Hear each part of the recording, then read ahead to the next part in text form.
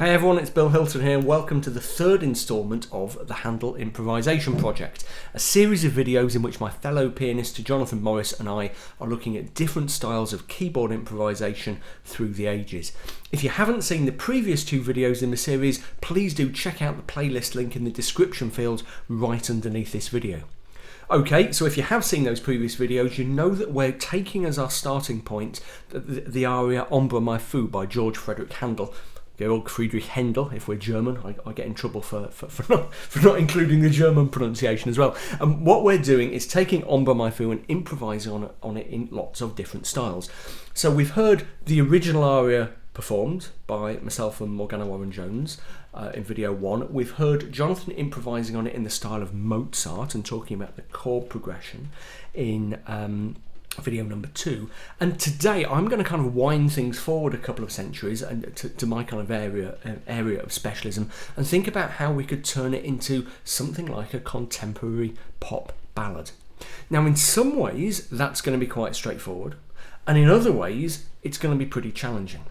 The big question is, what do we need to do to the original aria before we can start improvising on it in that, in that kind of contemporary ballady style? We want to kind of keep the defining character of the original if we can, or some of it, but we also want to kind of make it more modern sounding. How do we go about doing that?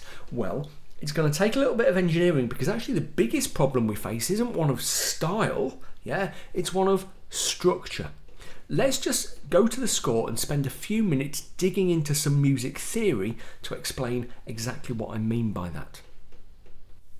So let's start with the basics. Here I've got the sung melody line of Ombra Mai Fu, from where the singer comes in, which is slightly different from what Jonathan's been working on, by the way. So far he's been looking at the first 15 bars of the introduction, and using that as the basis of improvisation.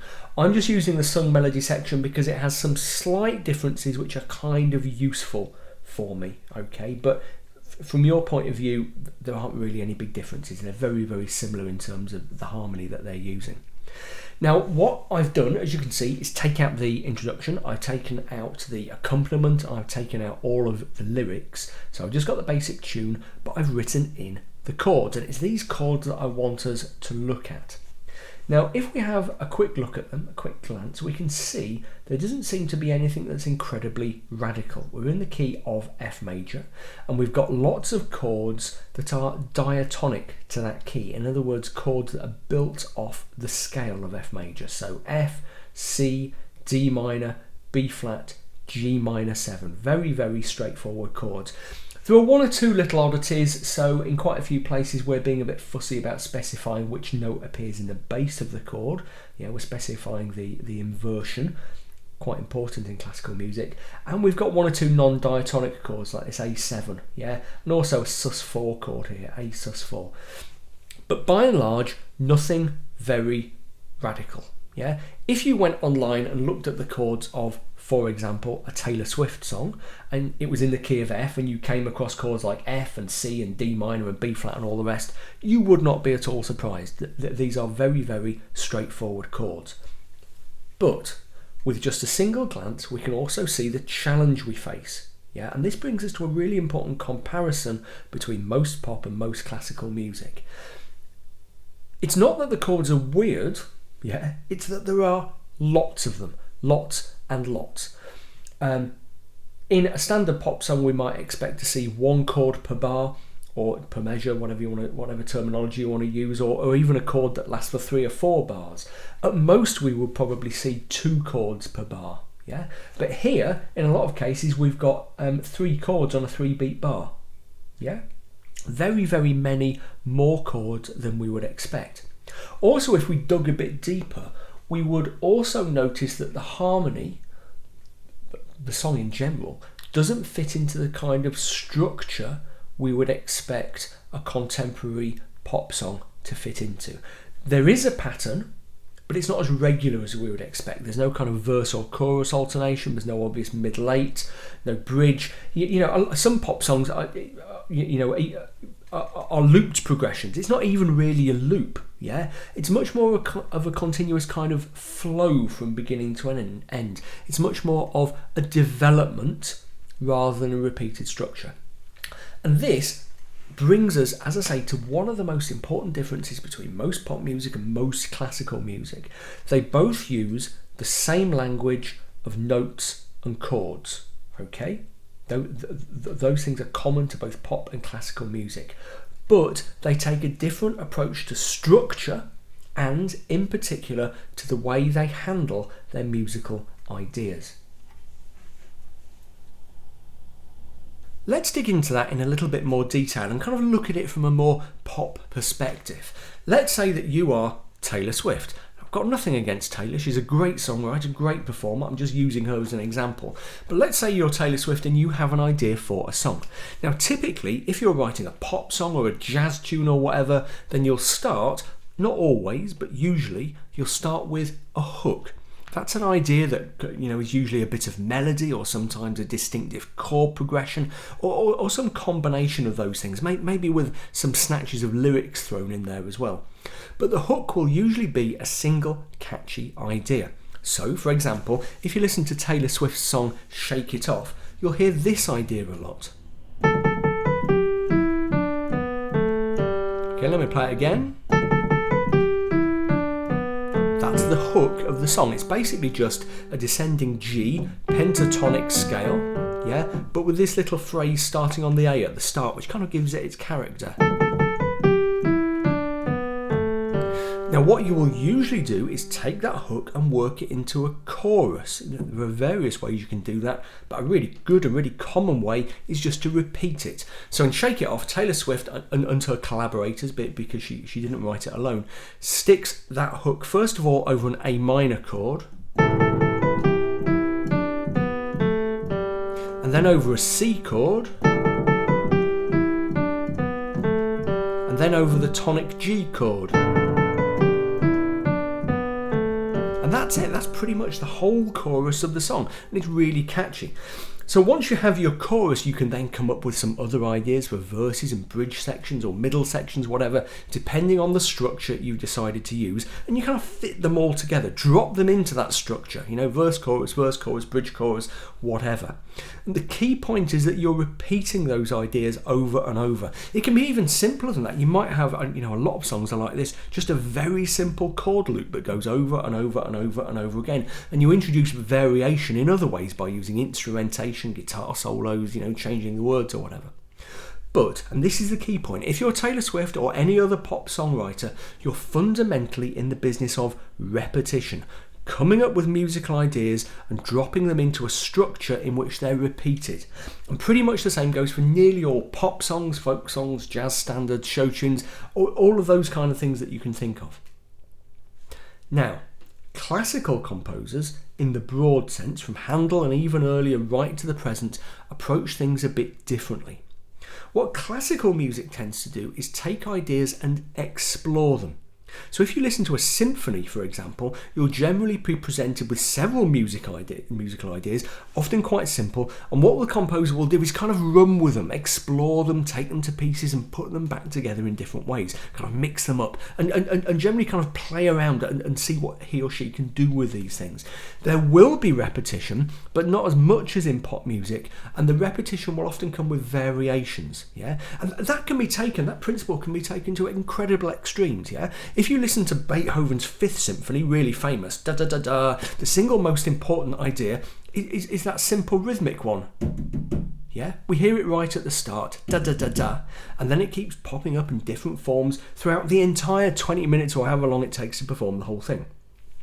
Now, classical music also often has a lot of chord changes compared to pop music because of that kind of development that's going on. And also, and this is the other big difference, because it tends to be what we call polyphonic. You've often got several different melodies or voices going on at once, which kind of creates a quicker harmonic pace as they interact with each other and kind of generates more chords. Pop music, on the other hand, tends to be what we call homophonic. It's a single melodic voice, a single main melodic voice with a harmonic accompaniment. Now, in Ombra Mai Fu, things aren't that long or complex. This isn't a symphony we're dealing with, but we can see the same kind of thinking, about the development of ideas, in particular at work. Rather than using a lot of repetition, Handel takes really simple musical ideas to start with, a couple of phrases of melody, almost kind of call and answer, and kind of takes them on a journey. Only a very short one, but a journey nonetheless. Now that's interesting, and if you watch Jonathan's Mozart tutorial and some of the others that he's going to be coming up with, you will see that principle at work again and again. But that's not what we're trying to do. We're trying to play this thing in a much more contemporary style, and we need to create a much more contemporary structure. And that means we're going to have to play about with a little bit, re-engineer this piece of music so we can fit it into a more conventional pop style. So here we are, back with our original melody and chords, and let me show you what I've done to them to make the whole thing more playable in a pop style. Here is a revised lead sheet, and the first thing you're going to notice is that it's shorter and simpler than my original, okay? Structurally, the approach I've taken is just to create a single looped chord progression. That's a perfectly standard kind of thing to do in pop music. As well as verse chorus structures, you can have single looped progressions. Maybe think of songs like REM's Night Swimming, if you know it. Lovely, rich, complex song, but basically a single pattern repeated over and over. And I'm basically using the same harmonic structure as the original melody line of Ombra Mai Fu, but I'm leaving the end section out, okay? So we're only running for about 20 bars. The other big thing you can see that I've done is really simplify the chord. So rather than having kind of virtually a chord for every note, as in the original, in some bars of the original, I'm much closer to one chord per bar, one chord per measure. Okay, a couple of bars have two chords in them, but that is the absolute maximum. So that's pretty much essential for the kind of style we're playing with here, because it allows for a fairly steady, robust, chord-based accompaniment. Homophony, remember, rather than polyphony. Something that, rather than something that's constantly changing its kind of harmonic position. The way I've done that is really simple. All I've done is identified the most important chords in every bar and base the harmony around those, and treat some of the other notes that originally had their own chords as, if you like, passing notes. I've also simplified the melody and in particular played around a little bit with the rhythm. I'll play around with it much more when it comes to improvising, but just as a starter, I've played around with the rhythm. And as you'll see, if you can read score, you can see in particular I've got this very distinctive dotted crotchet, crotchet rhythm, which we'll explore at the piano in a minute. And pretty much I'm going to be improvising on this, so the melody line is very much a kind of sketch. I will be playing around with it. I've also played just a little bit around with the timing here, so I've dropped in, we're mostly in 4/4, but I've dropped in a bar of 2/4, and as you'll hear when we get to the improvisation, that just kind of buys me a little bit of space, a little bit of a pause at the end to linger on this kind of interesting A sus4 chord before I get back to the B flat and C that I've put in there as a turnaround, which kind of suggests we would be aiming at a kind of solo ballad type song, because if you gave most pop bands rhythm section that kind of rhythmic change, they would be a bit freaked out by it. A drummer would struggle with that. So if you did have rhythm section, you kind of have to break it out at that point or whatever, but it's still very much an authentic kind of pop sound. Okay, so all the engineering done, all the prep work done, let's now take it to the piano and see what we can come up with.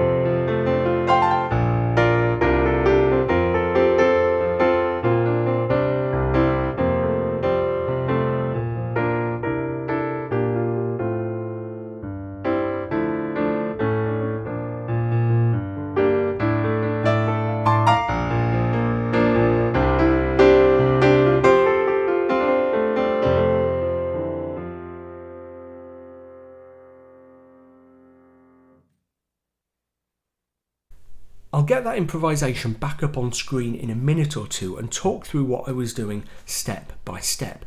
First of all, I just want to talk about a couple of important concepts. One is rhythmic and one is harmonic, and I was using both of these to do what I was doing just there.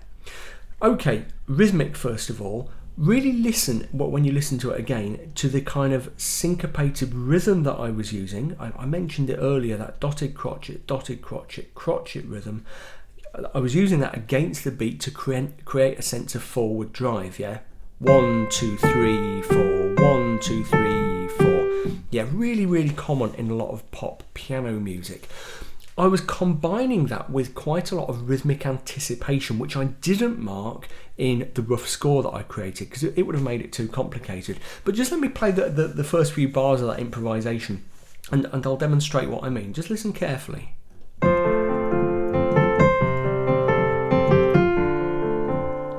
Do you see how that F particularly, which belongs to the D minor chord in the third bar, the third measure, came in ahead of the chord?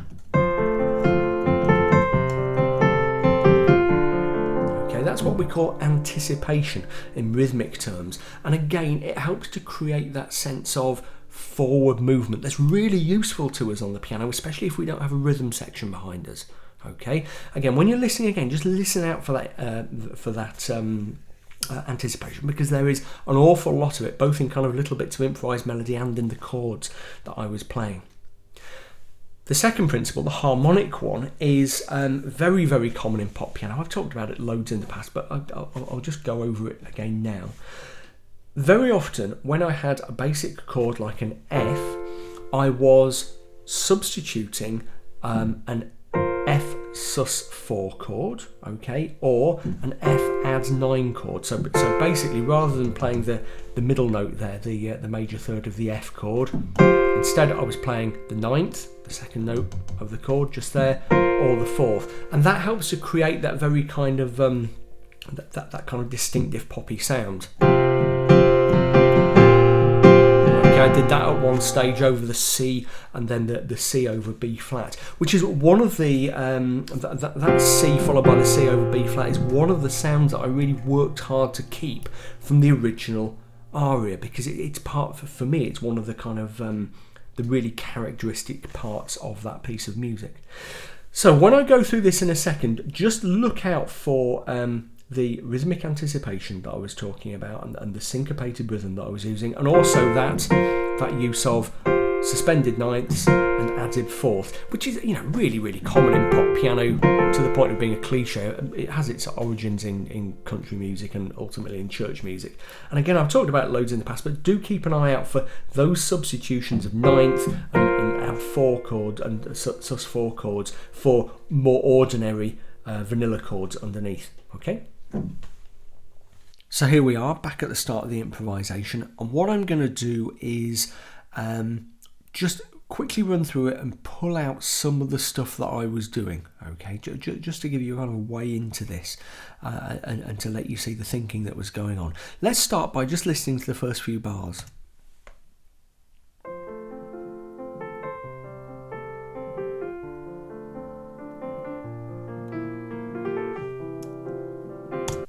Okay, when I set out to improvise on anything, or indeed set out to make any sort of music, the first thing I try to do is to ask myself, what is my mission here? Yeah, what am I trying to achieve? What is the goal? What is the effect that I'm after? And if you do that, and then you pay attention to trying to achieve that effect, you will end up with a much more musical result than if you just blindly play on through the notes or the chords or whatever. Okay. Now, what I'm trying to do here, to kind of state the obvious, is to take Ombra Mai Fu and make it into a contemporary pop ballad, but to retain some of the character of the original. Yeah. Now, as we've already seen, I've had to do quite a lot of engineering of the kind of technicalities of the piece to make it fit the contemporary pop piano style. But a lot of what Handel did in the original is really timeless. A lot of the stuff to do with the emotion of the piece and of the dynamics of the piece, and I can kind of retain that, okay? So there are various ways that I've gone about that. For a start, I'm using something like the original melody because I think it's a really good tune. I'm going to move away from it and start improvising more freely, especially in the second part of the tutorial, but here I'm using the tune. But I'm also trying to keep something of the kind of, especially in the introduction, the kind of emotional register of the original, yeah? In that the original is starts with this sense of restraint and control and understatement, and gradually moves to something much more intense before pulling back again. Yeah, and if you know the original opera that it comes from, Circe, you know that kind of fits with the character who's singing it. I won't dig into it now, but you know, have this restraint and this control, slowly giving way to great emotion, but then coming back again. Yeah. And I'm trying to do that on the piano, so I'm starting quite, not super quiet, but soft and understated. I'm giving myself room to grow. All of this stuff might sound a bit wishy-washy. I know people are like, oh, you know, tell us about scales, tell us what notes to press, tell us about the chords, blah, blah, blah. But we're talking about music, yeah? And you can do incredible things with the most simple tools in music, and it doesn't matter, you know, I kind of get a bit annoyed about this sort of thing sometimes. It doesn't matter if you don't know or you're not entirely sure what, you know, D flat mixolydian mode with a sharpened seventh is, or whatever. Yeah, as you know, even if you know all that stuff, if you can't put a little bit of feeling, a little bit of emotion, a little bit of emotional depth into your music, then you're wasting your time. Okay, so it's always a good idea to start with that. What am I trying to achieve here? What is the effect I'm trying to achieve? And then bring the technical tools to bear on solving that problem, rather than seeing the sort of techniques and the scales and the chords as an end in themselves. Okay, rant over. Yeah, but it's really important. So I've tried to keep some of the original, both in terms of the way I'm playing and in some of the techniques I'm using. And one of those is the melody. In terms of the kind of raw technique, I'm doing classic pop piano stuff. I've got tension between the two hands to create a sense of drive, a sense of forward movement. I've got that distinctive dotted crotchet rhythm, boom, boom, boom, that kind of syncopation which helps to drive things forward, even though we don't have a rhythm section or a bass player behind us. But most of what I'm doing is fairly simple, and which, you know, as you get into pop piano, you'll find yourself, being able to do as you kind of play around. But the left hand pretty much is just playing broken chords. A little bit of melodic interest in there, especially on that D minor chord, but not a great deal. Let's just listen to it again, then get to the C chord. There's about D minor, a little bit of a twiddle on there. Okay, now that C chord I've substituted in a C sus4 just to give it a little bit more of a contemporary pop piano sound. But now, listen to what comes next. Okay, I've retained there Handel's original chord, which was, whoa, let's find it, going crazy here, there. C9 with a B flat in the bass. Yeah, this for me, like the melody, like the kind of emotional content, is one of the defining features of the original aria of Ombra Mai Fu. This lovely C9 chord with a descending bass line, the B flat in the bass, resolving out to F, an F chord over an A. Yeah, Handel didn't write the original aria. Yeah, he took the tune, as was common in his day. He took the tune, he took the basic harmonic outline and did his own thing with it. But that chord in particular was something that he created. It's one of the just little touches of genius that Handel brought to it that made it, you know, that turned it from an okay kind of aria into this, you know, fantastic work of art. So again, I'm trying to keep the character of the original as much as I can. So I've retained that C9 chord. Let's listen again. There. A little bit of an arpeggio in the left there. Okay, interesting little warm, I think it was a ninth I played there. What chord did we have there? Yeah, it was a B flat chord with an added ninth, a suspended ninth in there that gives us that lovely rich warm sound. And notice that section there, those descending chords were quiet and simple, in contrast to what had gone immediately before. Okay, so a very important musical thing. I'm creating contrasts. I've got busyness. I've got louder. I've got a little bit more intense, and then I've got that. Okay, let's just roll back a few seconds and listen again. Okay, coming down and now I can begin to grow again. Yeah, get a little bit busier again.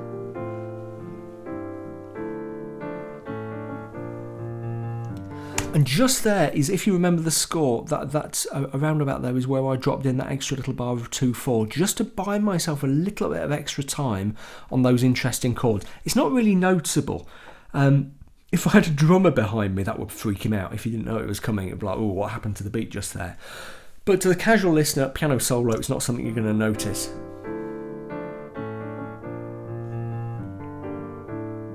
There, yeah. Just a little bit extra pause. Did you also notice what I did on that B flat there, just in my left? Just a spontaneous little idea. The left had been quite simple there, and I thought, a bit of a repeated B flat. Just kind of did it instinctively, really. There. Okay.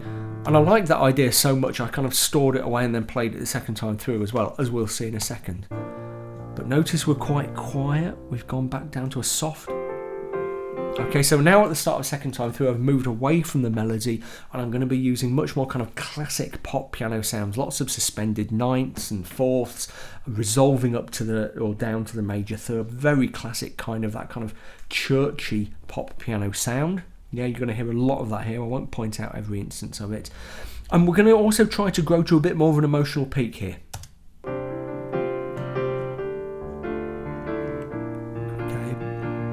Building some intensity, yeah, and release.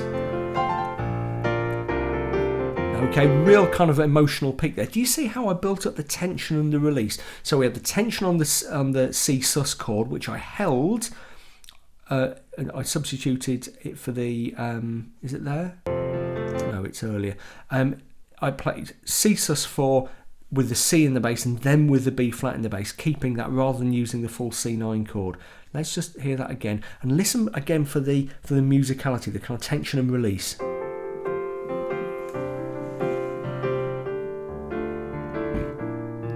Here we go, C sus over B flat and release, arpeggio, bit of a twiddle, bit of a jump.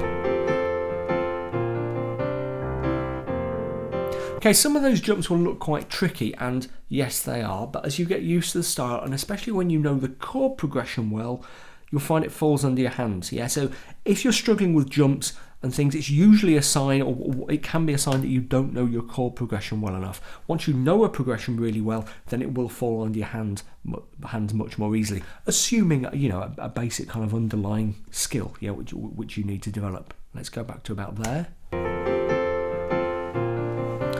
Pulling back down here again. We're back down to much more restraint, though still quite a bit of tension there. Bum bum bum. Yeah, I like that bit. Oh yeah, and that's a kind of flashy bit. Let's go back to that B flat in the left that I'm so fond of. Here we go.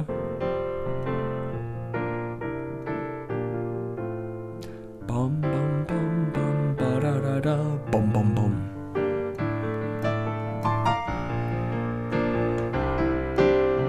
Okay, and that little run up the A sus chord is one of those things that kind of looks flashy and sounds dramatic, but it wasn't that complicated. I was just mucking around on A, D, E, the A sus shape, first in this octave, then up here, and then up here, just jumping. Don't worry too much about the accuracy when you're doing stuff like that, yeah? Jonathan will probably be cross with me for saying this, because, you know, classical pianists are very much about that accuracy, and rightly so. But I'm a sloppy old pub pianist, and I think it's much more, when you're playing this kind of style, it's much more about the overall effect. So yes, try to hit the right notes, but if you're a little bit splashy, don't worry about it too much. Let's just listen to that again.